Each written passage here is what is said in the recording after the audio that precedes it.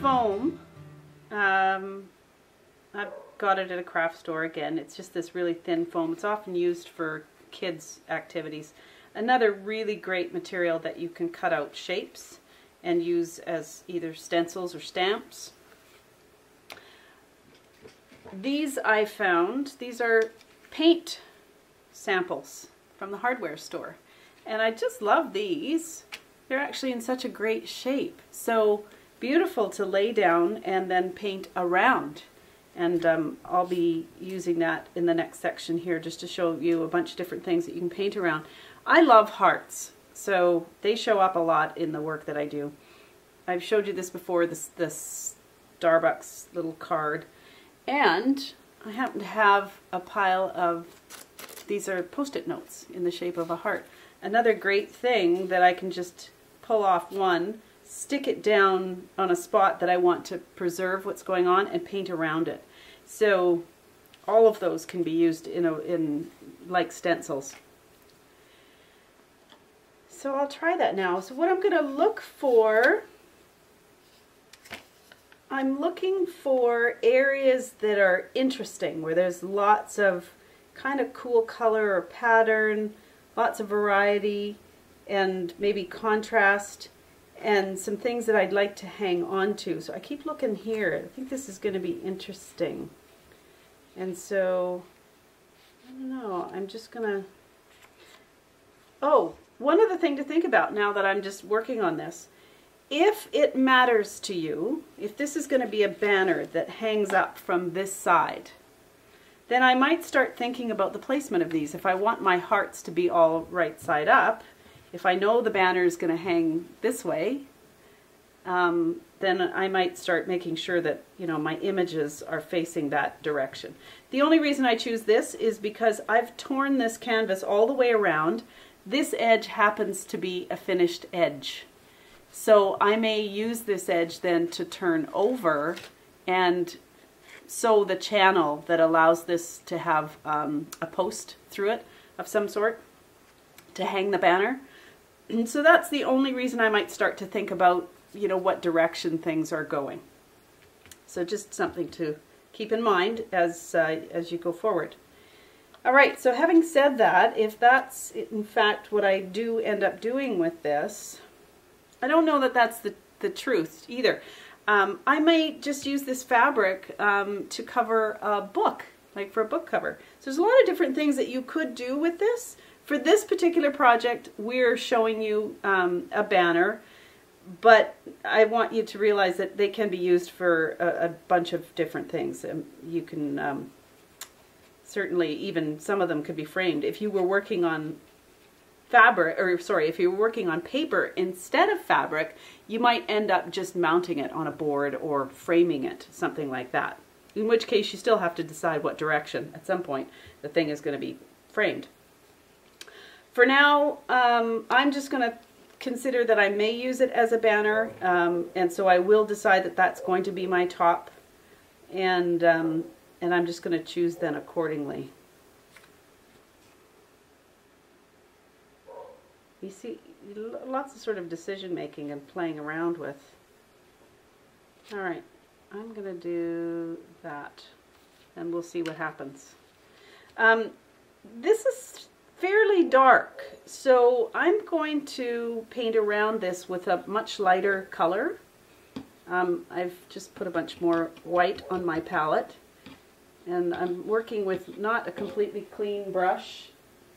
It's got a bit of blue in it, but I'll just dry it off a bit and go right into the white, and what we get is what we get. I don't think I want pure white anyway. So a little bit of a light blue is not a bad thing. The idea is I want it to be quite contrasted from what's underneath, so that then when I paint, when I lift this heart up, you're going to see some really interesting contrast. It should pop a whole lot more.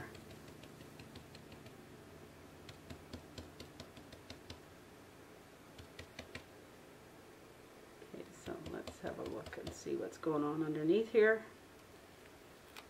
Yeah, see? Isn't that great? So I might continue this color a little further. Play, play, play.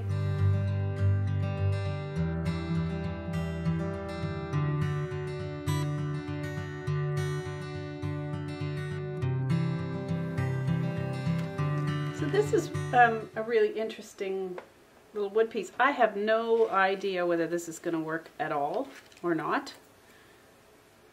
Either brave or stupid for trying it on camera, but we'll see what happens. I need to find a place where I'm really loving the color or the pattern, something I want to preserve and hang on to. You know, there's some nice bright things in here which I really like. So, being that this is a bit thick, it might be tricky to get a brush in here. So I'm going to try this. It's probably not enough contrast though. We'll see. I'll spray first and then I may go over with a paintbrush just because this color is very similar to what's going on underneath here. I just have a couple of these colors. That's why I thought I'd try them. So they're fabric paints. They're, I think they're left over from a t-shirt kit that we used at an art camp, a summer art camp. And they're you know, like they're a bit messy.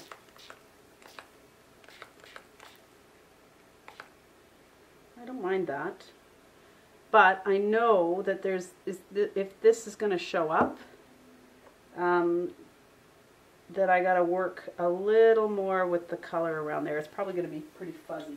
This might be quite interesting where the paint that's there is still very wet. And so this white is kind of, you know, bleeding into the pink, which is, it might be cool. We'll find out when I lift it up. Yeah, so it's a bit fuzzy. I'm not too worried about that though, because in the late stages of this, we'll add marker and a little bit of pen work. So I can always work around that and make that pop out a little bit more obvious.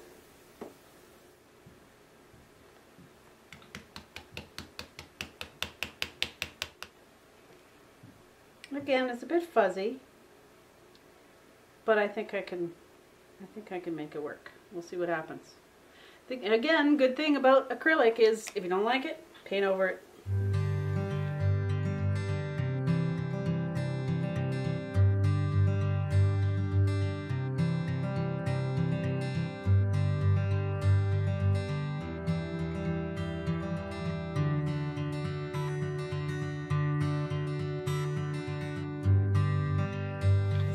Things I do at the very end is to start working around things.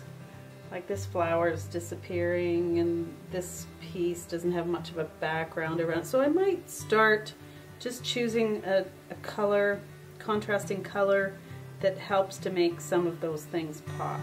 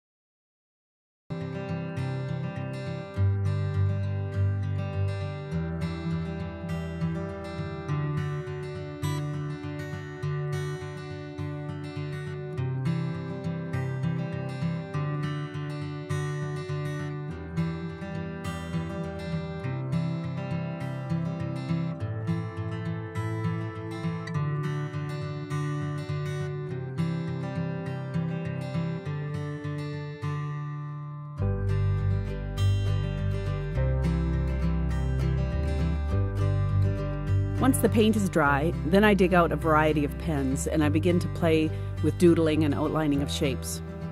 You have to find something that works well over acrylic paint. So try Sharpie permanent markers or their paint pens. They work pretty well.